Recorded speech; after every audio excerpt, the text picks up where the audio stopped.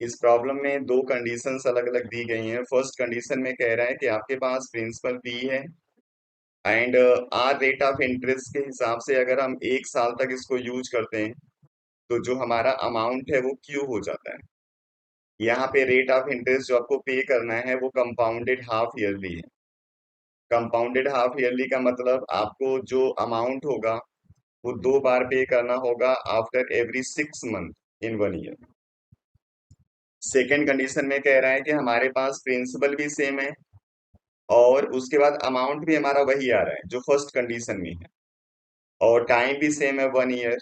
Change क्या किया इन्होंने, जो रेट ऑफ इंटरेस्ट है उसको S% कर दिया and it is compounded annually.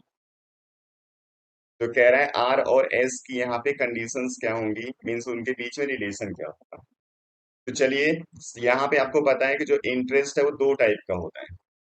एक होता है सिंपल इंटरेस्ट और एक होता है कंपाउंड इंटरेस्ट।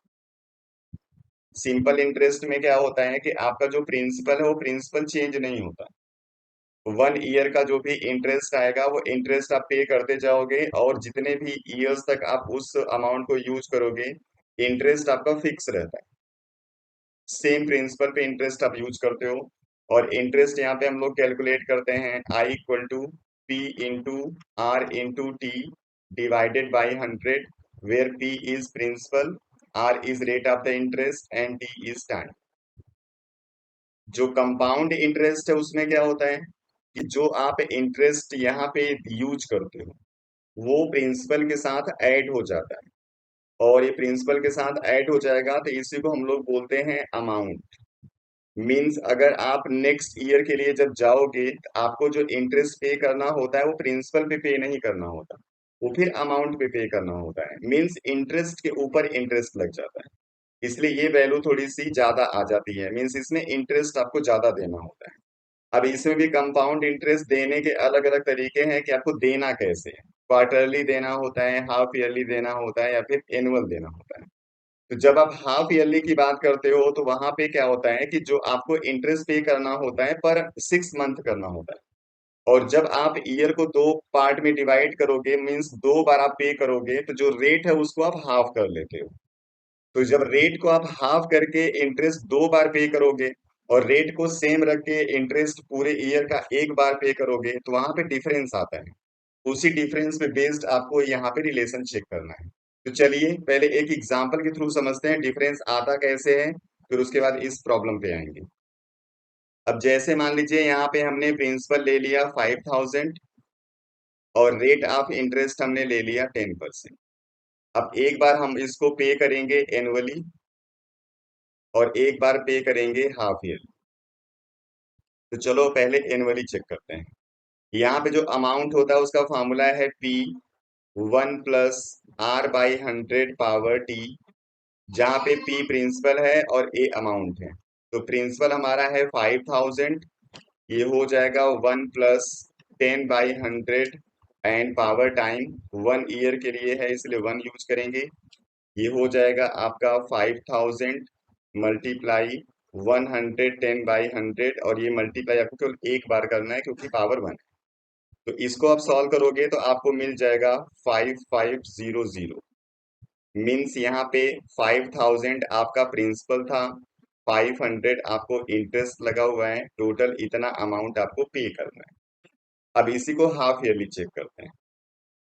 जब आप हाफ ईयरली चेक करोगे तो जो रेट है उसको आपको 1 ईयर में 2 टाइम पे करना है इसलिए रेट आप हाफ कर दोगे, और जो टाइम है उसको 2 टाइम्स आप यूज कर दोगे।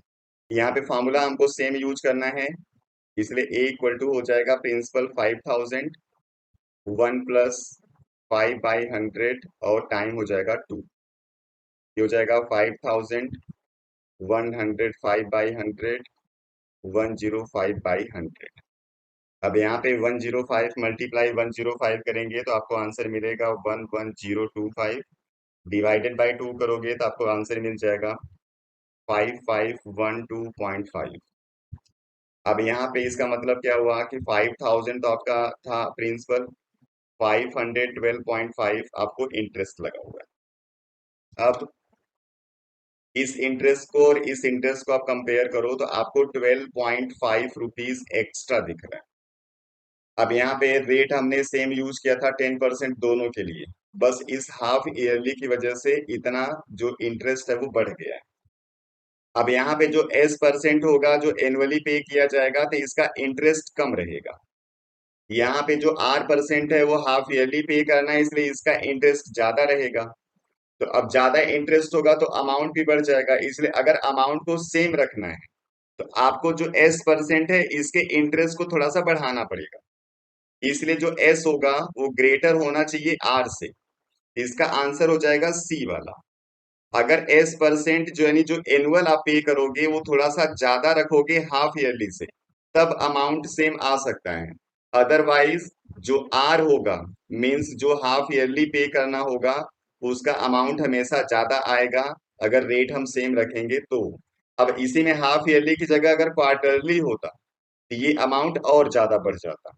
इसलिए जितनी ज्यादा बार आप 1 ईयर में पेमेंट को करोगे उतना ही ज्यादा आपको इंटरेस्ट देना होता है। चलिए नेक्स्ट प्रॉब्लम फिर मिलते हैं। Thank you.